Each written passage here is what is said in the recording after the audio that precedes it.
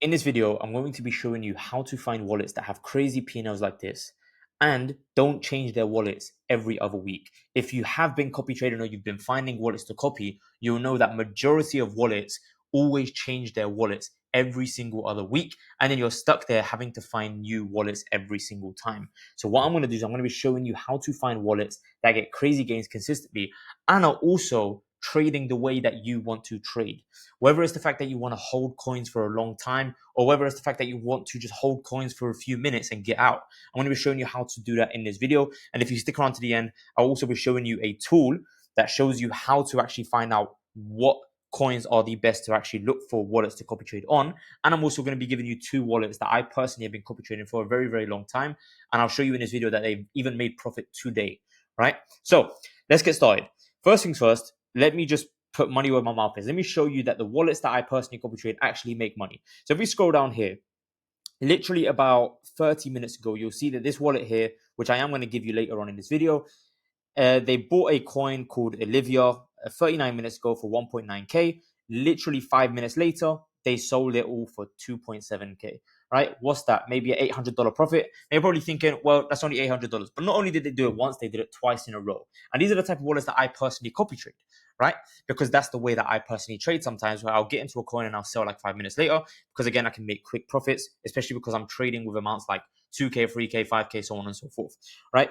Again, look, 34 minutes ago, they bought again 2.87K, and literally within a minute, they got out with $400 profit, right? Same coin, and literally within about 10 minutes, they made about $1,000. And if I show you another example, which is the wallet that I just clicked on not long ago, this person literally sold 3 times a coin called Unkbot, where if we go into their active positions, you'll see that Unkbot, they bought around 13.8K. They sold 17K so far, and they still have 24K, right? That's more than a 2X. Now, you're probably thinking, well, I don't have 13K to trade with. That's not the point, right? The point is that even if you had 1.3K, you could have turned that 1.3K into 1.7K and still had 2.4K left in the coin, right? You don't have to have the same amount of money that the wallet that you're copy trading has in order for you to be able to copy their trades. Even if you have $130, I mean, look, you have $130, you could be $280 in profit right now if you just had the right wallets to copy trade. And the crazy thing is, I don't even use Cielo anymore. But if you watch my old videos, you'll know that I used to use Cielo to trade. And that was months ago. In fact, I think I used to use that back in 2024. And right now we're in July 2025. And that just goes to show how long I've actually been copy trading this wallet for, because they're a Cielo OG as I've tagged them here, right? So as you can see, like, they've been trading for a pretty long time, okay? Now, first things first, how do you go about finding these wallets? Well, of course, it all starts on finding the right tokens for you to be able to analyze and find these wallets, right? Now, this is going to depend on various factors. What kind of trader are you, right? Are you the type of trader that is always on the charts, that is constantly awake, you barely sleep at night, so on and so forth, and you're in and out of trades within like 10 minutes? If that's the case, then you're going to want to look for traders similar to how you trade. And the way you do that is going on coins that you have tried to trade yourself. Maybe you were successful, maybe you wasn't successful. Regardless, that's the type of coins you want to go on. You wouldn't want to go onto a coin like, let's see, what's a long-term hold? You wouldn't want to go onto a coin like Pepe, for example, and find someone who bought back in March 2024 and is still holding to this day. Because that's not the type of trader that you are, right? The type of trader that you are is you buy maybe here and you sell maybe here. Okay. So how do we go about doing that? Well, obviously you're going to want to go into a coin that, again, you've traded in the past, and you're going to want to go into holders. What I'm going to do is I'm actually going to go to a example that has come out in the past, let's say, I don't know, hour, 2 hours, or even in the past 30 minutes or so, because that's the type of coins that we want to actually look for. So let's say we go onto this coin here, and we'll see that, okay, cool. It's been trading since 3:15. Right now it's 3:59, about 45 minutes. Now, what we can easily go and do is go into top traders and see who's already sold most of their bag and how long did it take them for them to do that. Now, as you probably know, if you've watched my other videos, I like to look at the amount of transactions that they've made. Because if someone has made about 50 transactions to make, I don't know, $200, that's not the type of trader I want to copy trade. Or even this person who, made a decent amount of profit, $500 into 3.6K. That's great, but they had to transact 17 times. I mean, do I really want to transact 17 times for me to be able to make that sort of profit? No, I'd probably rather be like this person where they've turned $750 into 3.4K, but they traded less than half the amount of time that this person has, right? So if we go into this person's wallet and we copy it, we can actually go ahead and see where they've actually bought, right? So we can literally see that they bought twice towards the bottom. And if we make the time frame a little bit less, we'll see that they bought once here, they bought again here, and look, they held up until this point. Now, by the looks of it, some things that will cross my mind while looking at charts like this and actually trying to copy trade people is like, what's going through this trader's head at this current point in time? Is this someone that I personally want to copy trade, right? So let me run you through what I would think in this current scenario. So one is, okay, this person bought when, by the looks of it, there wasn't much volume, right? As you can see, there wasn't much volume here. The candlesticks were pretty blunt. They were pretty flat. And in fact, they were showing signs that it's probably going to dip, right? Now, as someone who knows how to trade, I personally would have not sold here because by the looks of it, it is trying to dip, but it's being bought up straight away, which is why he probably thought, okay, cool, it's not actually going to dump. And it continued to go up. He didn't actually sell here, which is a good sign, right? And he even went back down to his entry point and he not only didn't sell, but he bought more, which is a good sign because you can tell that this person actually has his sort of psychology on point because he's not there panicking and saying, oh, what if it's going to go to zero from here, blah, blah, blah, blah, blah. He didn't even sell when it did this, right? And bear in mind, it hasn't even bonded at this point. Next green flag is that even when it did bond, so, when it went past 60, 70, 80K, it even touched 100K, he didn't sell. Now, is this a good sign? Yes and no. Because yes, it's a good sign because, again, he doesn't panic to sell quickly and he's not the type of guy that thinks it's immediately going to zero as soon as he sees a red candle.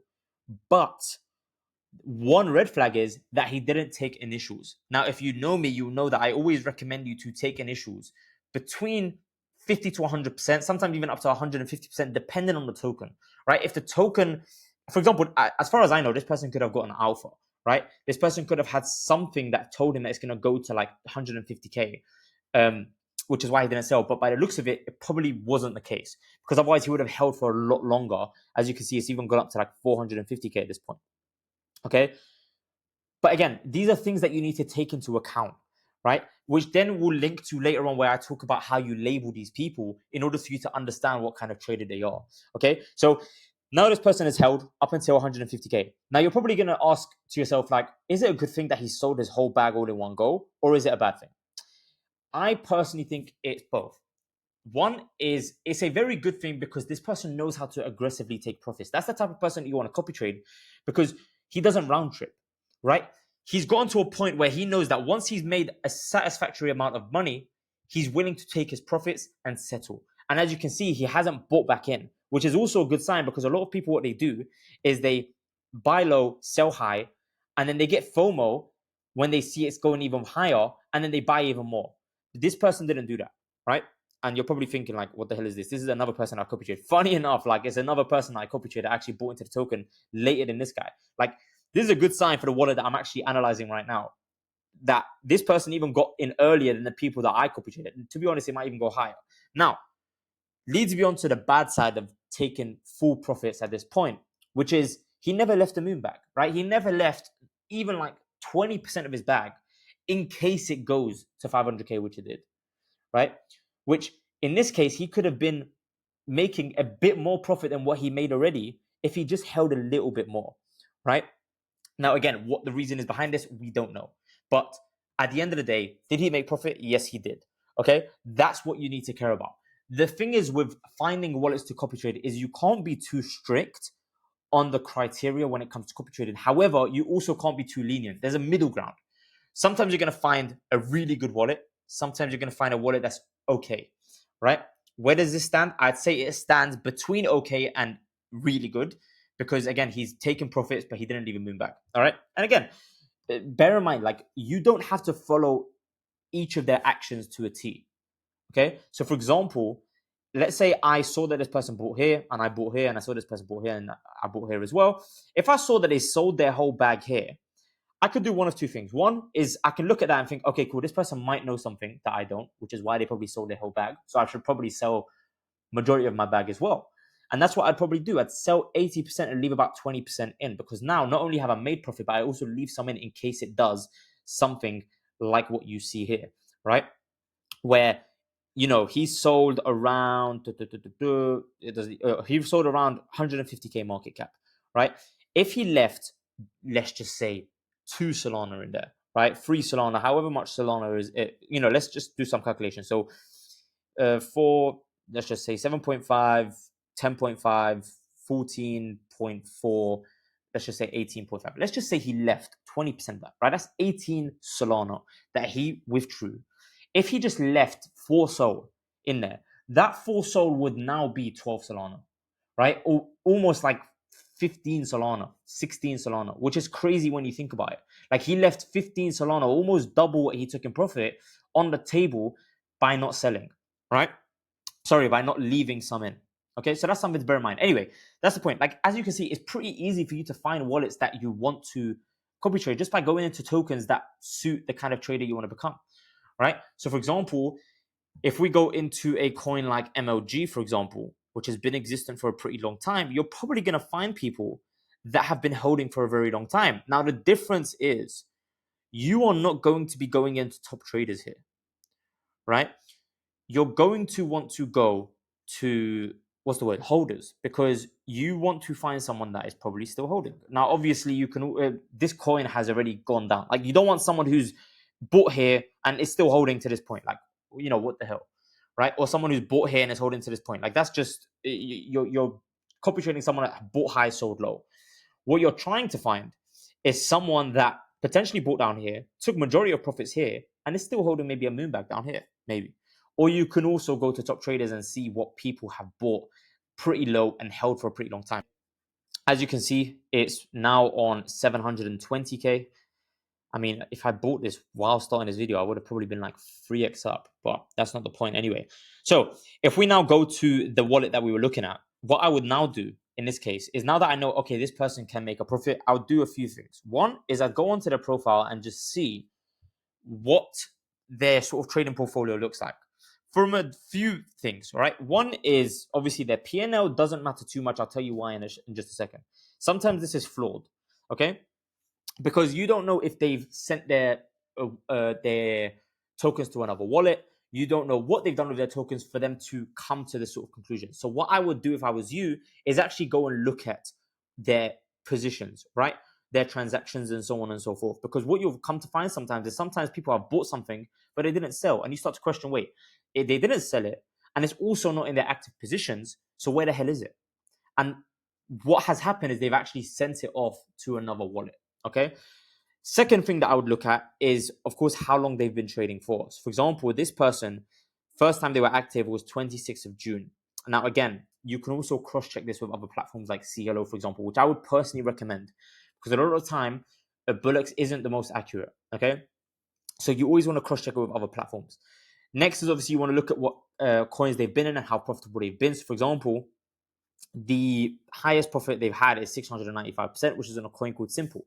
Again, what I would then do is go and look at the type of trade they put in with their top 3, 5, or even 10 coins. The more due diligence you do, the better it is for you. So, for example, if we go to this coin and we just go on like the 5-minute time frame, and let's say I copy his wallet and I go into trades. Okay, so what I can then do is see how early he bought. So in this case, it looks like he actually, okay, no, he did buy. So he bought at 7.8k market cap, which is insane. And as you can see, he sold all the way up to 145k market cap, which goes to show, one, he did take his initials for this one. All right. He took 1.72 Solana at 32k, meaning he was already like 4x up. And then he took initials. So again, he doesn't really sit with this taking it between 50 to 150%. He does it a lot higher. Okay. Maybe because he knows what he's doing and he knows where the coins are going to go to. Okay. Especially because he buys at a pretty low market cap. To be honest, he's got not much to lose here, because this 1.67 Solana is probably only going to go down to 1 Solana max, because the minimum it can go down to is like 4K, right? So he's pretty risk averse when it comes to trading these type of coins, and he knows what he's doing in terms of risk, right? This is a really good wallet. Genuinely, like, it's definitely a good wallet because he knows what he's doing when it comes to these type of tokens. All right. If we look at this one, for example, let's see where he bought and sold. So this one bought 31K market cap, sold at 210K. I mean, that's crazy. That's a really good trade, bro. That is genuinely a really good trade. And as you can see, like, I even have wallets that have bought into this, and they bought in later than this wallet itself. Like, that's a good sign. Like, genuinely, I'm pretty happy that we found this wallet for this example, because as you can see, this person even made that profit within minutes, like a minute. I think he bought on this candlestick, and then by the time it was 5:12, which is a minute later, he already sold. Like, he literally made 1.7K profit in a minute. These are the type of wallets that you want to copy trade. Okay. I mean, I am going to obviously share this wallet with you that I just found. Like, if you want it, let me just copy it and just put it in here. If you want to pause the video, just take that down. That is the wallet here. And yeah, I mean, this is a pretty good wallet. Now, you're probably wondering, like, what would I then name this wallet now that I found it? So there's a couple of things. One is you want to take into account the kind of trader this person is. What I would do is, once you open a wallet, you obviously get to rename the wallet here, right? What I would rename it is, one, where I found the coin. But that's not what I name it first. I name that after. What I would name it is based on the strategy that he uses. So by the looks of it, what he does is he buys at low MCs, low market caps. So what I would do is I'd put low market cap, and then I'd put the ticker of the name. Now, for this ticker, it's a bit long, so I can't put dumb money in full. So what I would do is put like dumb money, right? And now, not only do I know what kind of trader this person is, but I also know where I found them, basically, right? I then obviously change the emoji. The emoji doesn't really matter. You can do whatever you want. So for example, I put like a cash emoji. And now, if I ever see this person buy a coin at a high market cap, I can confidently say to myself, wait, am I going to trust this person in a token that they don't really have expertise in? Or I would then go look into the type of trades that he's done at high market caps, because I'm not going to blindly follow someone just because I saved their wallet. This is the stuff that you need to take into account. So if I find someone at a high market cap, buying high market cap coins and selling at high market caps and making profit, I'd save them as high market cap. Or if I find someone that, holds for a pretty long time, I would say long hold, something like that. That's the kind of labels that you want to put in these wallets, because that's how you're going to be able to understand what type of trader they are without having to go and reanalyze the type of trades that they put in. Okay. So now whenever I see this person pop up, I know, okay, cool, a low MC. So for example, let's say he bought a coin here. Let's just say this didn't exist, right? Let's actually refresh the page. So it shows one sign. All right. So let's just say I found this token and it's still at 30K market cap, and I see that this person bought, and I can literally hover over them and see, oh, low MC. This coin is low MC as well. This guy probably is going to make profit on this. Let me copy trade him, right?